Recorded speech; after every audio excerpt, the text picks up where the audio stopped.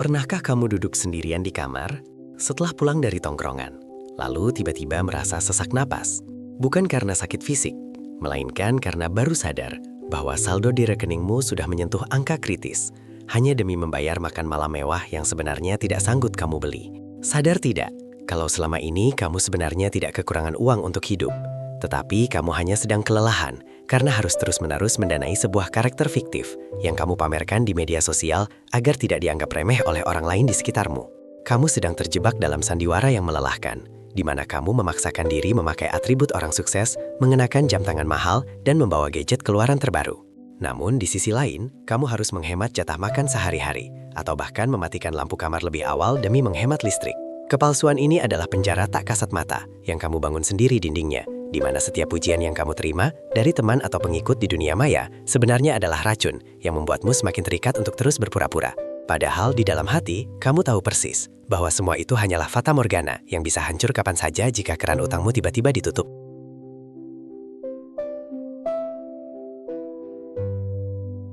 Situasi ini bukan sekedar perasaanmu saja, karena jika kita melihat sajian data dari laporan terbaru Otoritas Jasa Keuangan, serta berbagai riset perilaku konsumen saat ini, terlihat ada lonjakan yang sangat fantastis pada angka kredit macet, terutama di sektor pinjaman online dan layanan pay later di kalangan anak muda.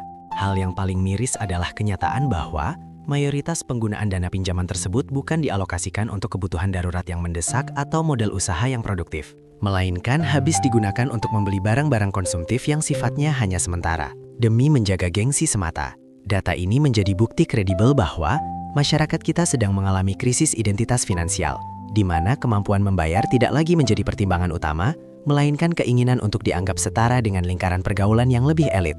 Kita sedang menyaksikan sebuah fenomena, di mana jutaan orang rela menggadaikan masa depan mereka demi kepuasan instan, menciptakan sebuah masyarakat yang terlihat sangat mapan dari luar, namun sebenarnya sedang berada di ambang kebangkrutan massal. Karena mereka lebih takut kehilangan status sosial daripada kehilangan ketahanan ekonomi jangka panjang yang seharusnya menjadi prioritas utama.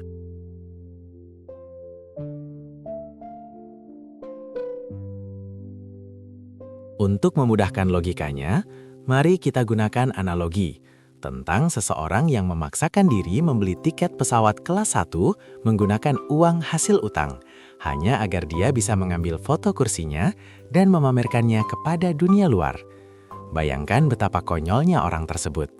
Dia duduk di kursi mewah dengan pelayanan maksimal selama beberapa jam di udara. Namun begitu pesawat mendarat dan dia keluar dari bandara, dia tidak punya sepeser pun ongkos untuk sekedar pulang ke rumahnya sendiri. Gengsi itu ibarat kamu sedang memelihara parasit di dalam tubuhmu, di mana semakin besar kamu memberinya makan, berupa pujian dan validasi dari orang lain, maka parasit itu akan menjadi semakin rakus untuk menyedot setiap sisa saldo tabunganmu sampai kering tak bersisa. Biaya perawatan gengsi ini jauh lebih mahal daripada biaya hidup yang sebenarnya. Karena kebutuhan hidup itu ada batasnya, sementara keinginan untuk pamer tidak akan pernah menemukan titik puas. Kamu harus berhenti memberikan makan pada parasit ego tersebut jika ingin menyelamatkan masa depanmu. Karena kenyataan pahitnya adalah tidak ada satupun orang yang memujimu saat ini yang akan datang membantumu saat kamu jatuh tersungkur di bawah beban utang yang kamu buat sendiri demi menyenangkan mata mereka.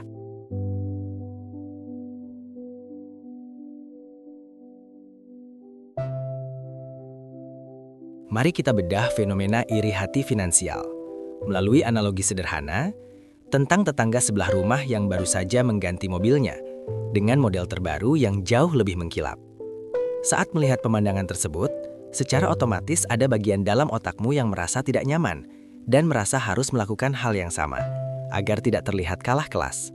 Padahal kenyataannya, mesin ekonomi rumah tanggamu sendiri sedang mogok total dan penuh dengan tambalan utang. Kamu merasa perlu berkompetisi dalam perlombaan yang sebenarnya tidak pernah ada hadiahnya, hanya karena kamu merasa tertinggal secara visual dibandingkan dengan lingkungan sekitarmu. Keinginan untuk selalu sejajar atau lebih unggul dari orang lain secara materi adalah jebakan psikologis yang sangat melelahkan, di mana kamu mengabaikan fakta bahwa setiap orang memiliki kapasitas mesin yang berbeda-beda. Jika kamu memaksakan diri mengikuti kecepatan mobil orang lain, sementara tangki bahan bakarmu kosong, maka yang terjadi adalah kerusakan fatal pada masa depanmu sendiri, yang mungkin tidak akan pernah bisa diperbaiki lagi dalam waktu dekat.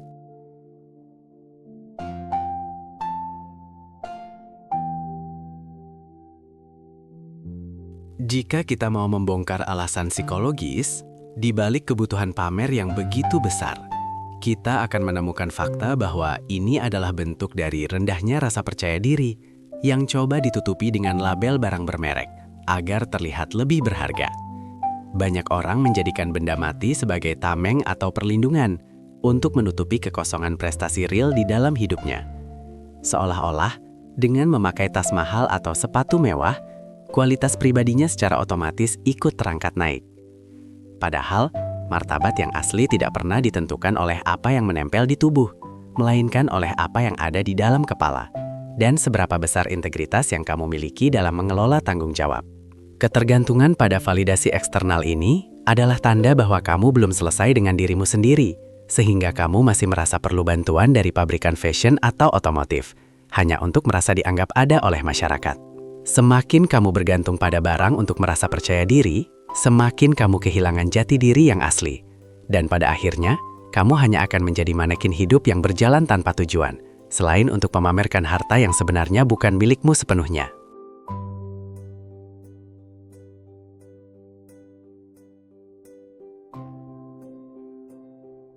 Ada sebuah pencerahan atau aha moment yang sangat krusial tentang inflasi gaya hidup, di mana setiap kenaikan pendapatan yang kamu dapatkan sedikit saja langsung habis digunakan untuk menaikkan gengsi, bukannya untuk menaikkan investasi. Kamu mungkin merasa sudah bekerja keras, namun uangmu seolah-olah hanya mampir sebentar di rekening sebelum akhirnya berpindah ke kantong para pemilik brand besar. Karena kamu merasa tidak cukup berharga tanpa memiliki koleksi terbaru mereka. Ini adalah apa yang saya sebut sebagai pajak penampilan, sebuah denda yang kamu bayarkan kepada sistem hanya karena kamu merasa malu terlihat biasa saja di depan publik. Pajak ini sangat mahal harganya, karena dia tidak hanya mengambil uangmu hari ini, tapi juga mencuri peluangmu untuk mendapatkan bunga majemuk dari investasi di masa depan. Menyadari bahwa kamu sedang diperas oleh egomu sendiri adalah langkah awal untuk berhenti menjadi korban dari standar sosial yang sengaja diciptakan agar kamu terus menjadi konsumen yang haus tanpa pernah merasa puas dengan apa yang sudah kamu miliki saat ini.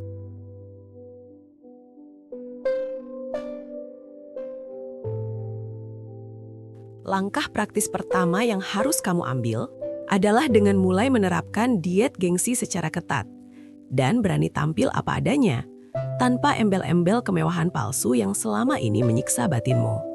Kamu harus mulai membiasakan diri untuk menghitung nilai setiap barang, bukan dari harganya di label, melainkan berdasarkan berapa banyak jam kerja atau berapa banyak tetes keringat yang harus kamu tukar untuk bisa membelinya.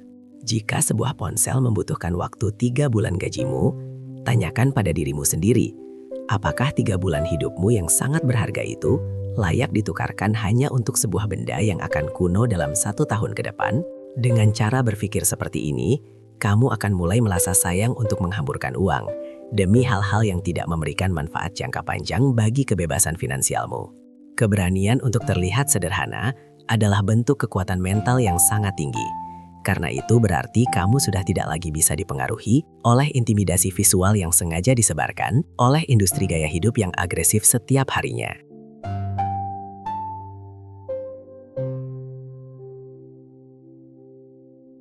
Strategi selanjutnya adalah mulai membangun apa yang saya sebut sebagai kekayaan diam-diam, yaitu sebuah teknik mengalihkan dana yang biasanya kamu pakai untuk pamer ke dalam instrumen investasi yang tidak terlihat oleh mata orang lain. Kamu bisa mulai mengisi dana darurat, membeli emas, atau menumpuk saham secara rutin, tanpa perlu mengunggah satupun buktinya ke media sosial untuk mendapatkan pujian dari teman-temanmu. Kepuasan itu seharusnya lahir saat kamu melihat angka saldo investasimu bertumbuh secara konsisten di balik layar, bukan saat melihat jumlah like pada foto barang mewah yang sebenarnya justru mengurangi nilai kekayaanmu. Memiliki aset yang produktif dalam kesunyian akan memberikanmu rasa aman yang sangat nyata. Sebuah ketenangan yang tidak akan bisa didapatkan oleh teman-temanmu yang sibuk pamer, namun sebenarnya sedang dikejar-kejar oleh debt collector setiap harinya. Biarkan orang lain mengira kamu sedang kesulitan atau tidak punya uang. Sementara kamu sebenarnya sedang menyiapkan jalan tol menuju pensiun dini yang jauh lebih cepat daripada orang-orang di lingkaran pergaulanmu.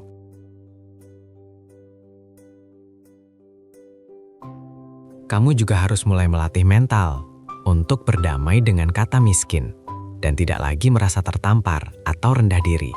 saat ada orang lain yang meremehkan kemampuan finansialmu. Orang yang benar-benar kaya secara substansi justru seringkali paling senang pura-pura tidak punya uang atau tampil sangat sederhana demi menjaga ketenangan hidup dan menghindari permintaan pinjaman dari orang-orang yang tidak produktif. Membangun lingkaran sehat juga menjadi kunci utama, di mana kamu harus berani menyortir pertemanan yang hanya menilai kamu dari apa yang kamu pakai atau apa yang kamu kendarai saat bertemu. Carilah lingkungan yang lebih menghargai pertumbuhan isi kepala, diskusi tentang peluang bisnis, dan visi masa depan, daripada lingkungan yang hanya sibuk membicarakan rilis terbaru barang branded yang tidak ada habisnya. Saat kamu dikelilingi oleh orang-orang yang fokus pada substansi, maka keinginanmu untuk pamer gengsi akan hilang dengan sendirinya. Karena kamu sadar bahwa di kasta pergaulan yang lebih tinggi, yang diadu adalah aset dan pemikiran, bukan sekadar merek sepatu atau jam tangan.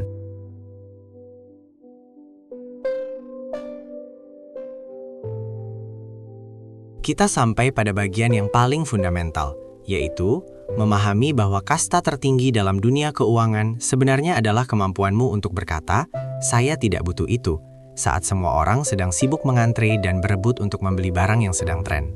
Kemampuan untuk menahan diri di tengah gempuran godaan konsumerisme adalah bukti bahwa kamu adalah tuan atas dirimu sendiri dan tidak bisa lagi didikte oleh opini publik yang dangkal. Kekayaan yang sesungguhnya bukan terletak pada seberapa banyak barang mewah yang kamu miliki di dalam rumah, melainkan pada seberapa besar kebebasan yang kamu miliki untuk menentukan jadwal hidupmu sendiri, tanpa harus bergantung pada instruksi orang lain hanya demi mencari uang untuk membayar cicilan. Hidup tanpa beban utang gengsi memberikanmu kejernihan berpikir yang luar biasa, sehingga kamu bisa melihat peluang-peluang besar yang biasanya terlewatkan oleh orang-orang yang pikirannya sudah terlalu penuh dengan kekhawatiran tentang citra sosial mereka. Kesimpulan besar yang harus kamu pegang adalah bahwa berhenti menjadi orang yang gengsian merupakan diskon terbesar dan paling menguntungkan yang pernah ada di dalam sejarah hidupmu.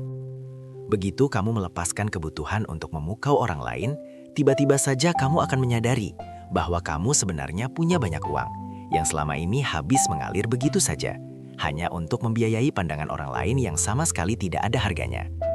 Kamu tidak lagi merasa perlu ikut dalam perlombaan pamer yang melelahkan, sehingga semua energi dan sumber dayamu bisa dikonsentrasikan sepenuhnya untuk membangun fondasi ekonomi yang benar-benar kokoh bagi dirimu dan keluargamu.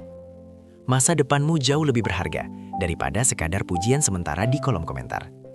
Dan ketenangan batinmu saat tidak memiliki satupun utang adalah kemewahan yang tidak akan pernah bisa ditukar dengan barang mewah apapun di dunia ini.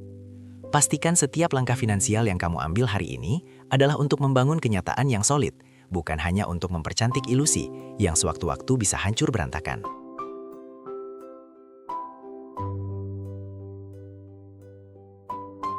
Sebagai penutup, saya ingin kamu benar-benar meresapi bahwa tidak ada rasa bangga yang lebih nikmat selain memiliki saldo rekening yang gemuk di dalam kesunyian, tanpa perlu satupun orang luar mengetahuinya. Kemerdekaan finansial itu sifatnya tenang dan tidak butuh tepuk tangan, karena ia memberikan kepastian hidup yang nyata saat kamu menghadapi krisis atau masa tua nanti.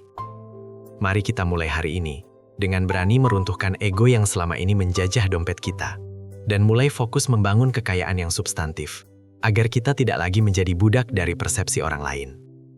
Tuliskan di kolom komentar, satu barang paling mahal yang pernah kamu beli, hanya karena terpaksa oleh gengsi, dan buatlah janji pada dirimu sendiri, untuk tidak akan pernah mengulangi kebodohan finansial yang sama lagi di masa mendatang.